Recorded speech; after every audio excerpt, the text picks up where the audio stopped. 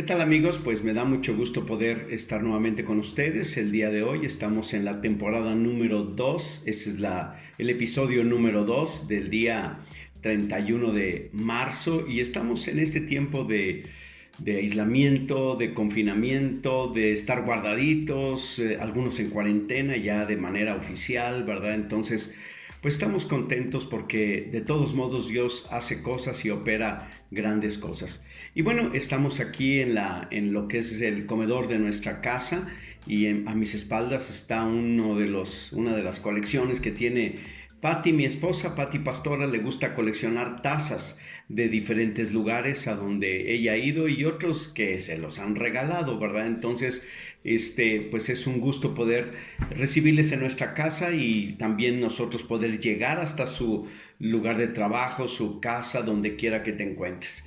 Y bueno, pues estamos estudiando uno de las historias más apasionantes, ¿verdad?, de la palabra de Dios y de la vida de Jesús. Y la encontramos precisamente en el capítulo número 14 del Evangelio de Mateo. Y es cuando Jesús anduvo sobre las aguas, caminó sobre las aguas. Bueno, pero antes de esto, ¿verdad?, yo quiero también mostrarles, como lo hice el día de ayer, pues una pequeña reliquia que tengo, ¿verdad? Esta es una piedra.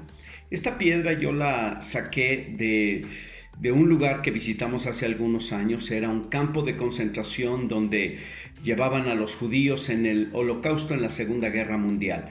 La Alemania nazi mató a miles, millones, ¿verdad? Mandó a las cámaras de gas y entre otras formas de exterminio, ¿verdad? Auschwitz fue uno de estos lugares.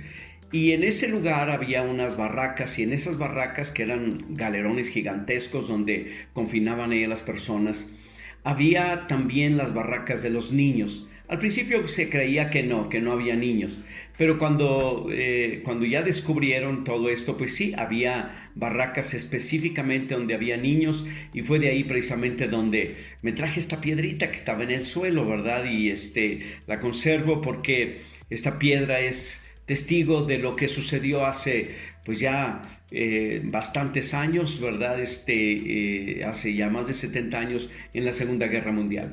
Y precisamente pensando en este asunto de lo que sucedió en el Holocausto, siempre la pregunta es, ¿qué estaría haciendo Dios mientras mataron en este lugar a 1 millón de judíos? Aunque déjenme decirles, ¿verdad?, no solamente mataron judíos en estos lugares. Auschwitz era un campo de exterminio que se encuentra, los restos, y ahora es un museo, en la Polonia ocupada por los nazis. O sea, no estaba en Alemania, sino que está en Polonia. Y ahí también murieron alrededor de 250,000 soldados polacos que fueron confinados a ese lugar porque pues se enfrentaron a los alemanes, perdieron la guerra, la batalla, no se rindieron inmediatamente, aunque fue muy fácil la toma de Polonia. A final de cuentas pues tuvieron que acabar con los soldados y muchos de ellos murieron también en estos campos de exterminio. Así es que no solamente los judíos murieron en el Holocausto, sino también había muchas otras personas que fallecieron. Y la pregunta, como ya le mencioné, ¿qué hacía Dios mientras todo esto sucedía? Ahora, yo sé que muchas personas se preguntan todo esto, y sé que muchos judíos han pasado de la creencia en Dios al ateísmo, y porque simplemente no se pueden responder esa pregunta. Pero fíjese que Dios siempre hace algo. Aún en medio de la tormenta nosotros podemos encontrar a Dios haciendo cosas. ¿Qué sucedió cuando Jesús les dice a sus discípulos: súbanse a la barca, vayan y naveguen hacia el otro lado y lleguen a la otra ribera, yo los alcanzaré allá? Y dice la palabra de Dios que mientras ellos iban, hubo una gran tormenta. Dice la palabra de Dios, ¿verdad?, que la barca estaba en medio del mar, azotada por las olas, porque el viento era contrario, y luego después vino la tormenta. Pero dice la palabra de Dios que antes de que Jesús empezara a caminar sobre las aguas y se les apareciera, dice que él había ido al monte a orar. Así lo dice: despedida la multitud, subió al monte a orar aparte. ¿Qué hace Dios? ¿Qué está haciendo Jesús en este momento? en medio de tanta zozobra que hay en los países, en medio de tantas muertes, en medio de tantas tribulaciones que nosotros podemos observar y ver en esta época y en este tiempo, ¿verdad?, del coronavirus y todo esto. ¿Estará haciendo Dios algo? Fíjese que nos hemos dado a la tarea de escuchar testimonios y hemos encontrado muchas cosas muy interesantes y algunas de ellas asombrosas de lo que Dios está haciendo en medio de todo esto. Pero además, Dios está actuando tras bambalinas, decimos, ¿no? Detrás del telón. Él está haciendo y moviendo sus cuerdas y haciendo lo que tiene que hacer, porque Dios es un Dios que prepara todas las cosas para hacer una intervención sobrenatural en el mundo. La segunda cosa también que podemos ver es que Jesús intercede por nosotros delante del Padre. La Biblia dice que Él es el mediador. Y como mediador, ¿verdad?, es alguien que está orando por nosotros, está intercediendo por nosotros, está ante el Padre no solamente ofreciendo su sangre en sacrificio, ¿verdad?, a favor de nosotros, sino también está orando por nosotros, dice la palabra de Dios. Entonces, hay alguien orando por nosotros delante del trono, se llama Jesús. Jesús está intercediendo por nosotros. Él no ha olvidado a su creación, no nos ha olvidado a nosotros. Él está haciendo algo. Nosotros tenemos que hacer nuestra parte, pero Él siempre está actuando. Y esto me lleva a pensar en muchas de las cosas que a veces nosotros no somos conscientes. Por ejemplo, ¿cuántas personas han sido liberadas de la cautividad del alcoholismo, de la drogadicción a través del Evangelio? ¿Cuántos matrimonios y cuántas familias han sido restauradas? ¿Cuántas personas han sido librados de la muerte a través de los accidentes? ¿Y cuántas personas no han sido libradas de la muerte cuando por sus malos actos, malas decisiones y sus pecados han llevado su vida hasta el precipicio, ¿verdad?, en el riesgo y con el riesgo de morir? ¿Y por qué no sucedió? ¿Cuestión de suerte? Yo creo que hay alguien operando detrás de todo eso. Alguien que está moviendo sus hilos, moviendo su poder, ¿verdad?, detrás de todo esto, y entonces viene la bendición de Dios. Y eso es lo que Jesús hace. Por otro lado, pareciera como si la humanidad todos los días busca formas de cómo matarse y autodestruirse. O sea, en otras palabras, no podemos echarle la culpa a Dios de que está inactivo cuando nosotros estamos sumamente activos echándonos a perder.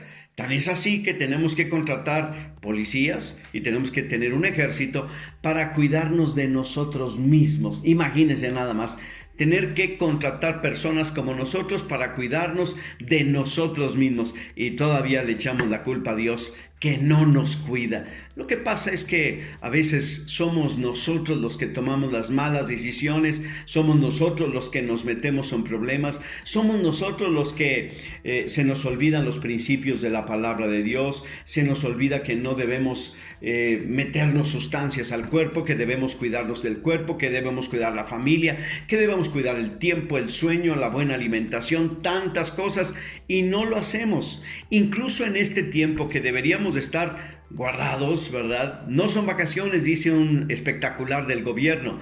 O sea, hay que ser responsables. Y por esa razón, ¿verdad?, nosotros estamos motivando a la gente. Bueno, hay que obedecer. Ahora, yo sé que hay personas que hacen actividades y todo eso. Yo mismo tuve que ir al banco y tengo que hacer otras cosas, ¿no?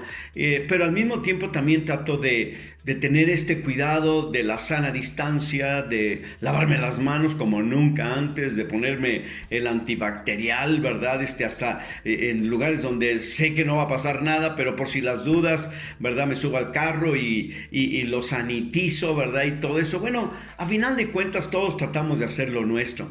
Y creo yo que está bien. Dios está haciendo lo suyo. Usted se puede imaginar cuántas personas han muerto comparados con los que ya se recuperaron. Eso a veces la gente no lo sabe. Pero déjeme decirle, de los 750,000 que están infectados en el mundo, alrededor de 170,000 están totalmente recuperados. Sí, llevamos más de 30,000 muertos, pero piensen nada más en esta otra parte, ¿verdad?, de que sí, efectivamente, y cuántos más se van a recuperar. Claro, Dios está haciendo lo suyo. Y dice la palabra de Dios en este episodio, ¿verdad? De cuando Jesús anduvo sobre el mar, dice que Él subió al monte a orar aparte y entonces estaba allí solo delante de Dios, orando por sus discípulos. Sigue orando por ellos, sigue orando por nosotros, sigue intercediendo por este mundo, sigue ofreciendo ruegos y súplicas por nosotros. Eso es lo que hace Dios. Nosotros tenemos que recordar esto. Dios no está pasivo, Dios no está inactivo, Dios no está olvidado de nosotros, no nos hizo en este mundo y nos aventó y nos arrojó a nuestra suerte. Dios está actuando, solamente que a veces no lo vemos, pero si lo crees, lo verás. Y además lo reconocerás. Si te tomas un tiempo para agradecer al Señor todo lo que te ha dado, entonces te vas a dar cuenta que efectivamente Dios está haciendo lo que debe hacer. Dios les bendiga. Qué gusto poder llegar a ustedes y que ustedes puedan llegar a mi hogar. Que Dios les bendiga. Nos vemos mañana en el episodio número 3 de la temporada 2 en cuanto a las charlas pastorales que estamos compartiendo. Por cierto, quiero aprovechar para agradecerles a todas las personas que nos vieron a través de los servicios en línea y que también han sido fieles con sus diezmos y ofrendas. Muchas gracias. Dios les bendiga y les multiplique abundantemente.